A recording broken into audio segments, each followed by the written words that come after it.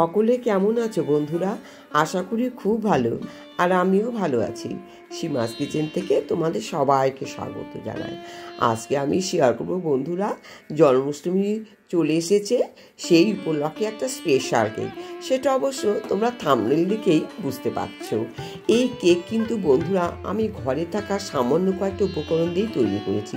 যেহেতু কৃষ্ণ জন্মাষ্টমী উপলক্ষে এই কেক বানিয়েছি, সেই জন্য একদমই নিরামিষ বন্ধুরা। তো বন্ধুরা তোমরাও কিন্তু এরকম একটা কেক বানিয়ে ফেলতে পারো। তাহলে চলো বন্ধুরা, ভিডিওটি স্কিপ না করে দেখতে থাকো আমি এই কেক কিভাবে তৈরি করেছি।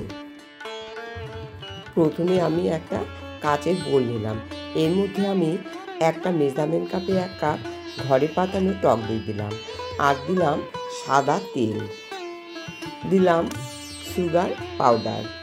এবার আমি এগুলো খুব ভালো করে মিশিয়ে নেব। তারপরে আমি 1 বাটি ময়দা, সুজি আর দিলাম গুঁড়ো দুধ। এবার আমি খুব সুন্দর করে একটু চেলে নেব। দেখো বন্ধুরা, এইভাবে আমি চেলে নিয়েছি। এরপরে দিলাম 1/2 বাটি মতো কোকোনাট ডাস্ট। এবার আমি খুব ভালো করে মিশিয়ে নিতে হবে। একটা কথা বন্ধুরা জেনে রাখবে, মেশানো কিন্তু ভালো হলে তবে কিন্তু ব্যাটার ভালো হবে। এবার দিলাম আমি 1 কাপ মতো দুধ। এবার আমি একবারে দুধ দেব না, প্রয়োজন মতো দুধ দেব। দেখো বন্ধুরা, একটু বেশ ঘন হয়ে এসেছে, তাই আমি আবারও দুধ দিলাম। দিয়ে খুব ভালো করে বন্ধুরা মিশিয়ে নিতে হবে। যত মেশানো হবে তত কিন্তু এটা ফ্লপি হবে। সেই জন্য বন্ধুরা ব্যাটার যাতে পারফেক্ট হয়, সেই জন্য আমাদের লক্ষ্য রাখতে হবে। তারপরে দিলাম 1 চামচ ভ্যানিলা এসেন্স।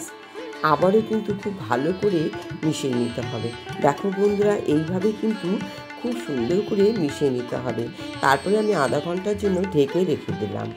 আধা ঘন্টার পরে ঢাকনাটা তুলে নিলাম। দেখো ব্যাটার কিন্তু একদমই রেডি। দিলাম 1 চা চামচ বেকিং পাউডার, তারপরে দিলাম বেকিং সোডা, দিয়ে আমি আবারও একটু দুধ দিলাম। এবার খুব ভালো করে মিশিয়ে নিতে হবে। এরকম একটা স্টিলের কন্টেনার নিয়েছি, তার মধ্যে আমি একটু ঘি বাস করে দিলাম। তোমরা ইচ্ছে করলে হোয়াইট তেলে দিতে পারো, তবে ঘি দিলে কেকের টেস্টটা একটু বেড়ে যায়। তারপরে দিলাম একটা বাটার পেপার দিয়ে আমি আবার একটু ঘি বাস করে নিলাম। তারপরে দেখো বন্ধুরা, ব্যাটারটা আমি এর মধ্যে আস্তে আস্তে করে ঢেলে দিলাম। সম্পূর্ণ ঢালার পরে আমি একটু ট্যাপ করে নিলাম। আর এদিকে দেখো একটা কড়া প্রিহিট করতে বসিয়ে দিয়েছি। এবার ঢাকনাটা তুলে দিলাম, দিয়ে আমি এর মধ্যে বসিয়ে দিলাম। দিয়ে আমি আধা ঘন্টার জন্য ঢেকে রেখে দিলাম। তারপরে দেখো আধা ঘন্টা পরে ঢাকনাটা তুলে নিলাম। এই দেখো একদম বন্ধুরা পারফেক্ট। দেখেছো বন্ধুরা, এই দেখো কাঠি দিয়ে টেস্ট করে নিচ্ছি। দেখো একটুকু কিন্তু লেগে নাই। তার মানে কি বলো তো বন্ধুরা, একদম কিন্তু আমার কেক রেডি। দেখো একদম পারফেক্ট কেক হয়ে গেছে বন্ধুরা। তো দেখো এবার আমি প্লেটের মধ্যে ঢেলে দেখাচ্ছি। এই দেখো,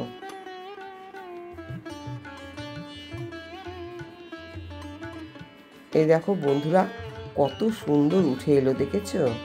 এই দেখো, দেখো কি সুন্দর হয়েছে বন্ধুরা। দেখো এবার আমি পেপারটা তুলে নিলাম। এই দেখো কত সুন্দর হয়েছে, দেখেছো বন্ধুরা? দেখো কত সুন্দর হয়েছে।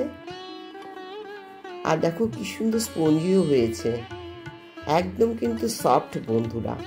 এবার আমি তোমাদেরকে কেটে দেখাচ্ছি। এই দেখো কত সুন্দর, দেখছো? দেখো আমার তো ভীষণ আনন্দ বন্ধুরা। দেখো আমি কিন্তু ভেজ কেক না বানাইনি, তো প্রথম বানালাম, সত্যি খুব ভালো লাগছে।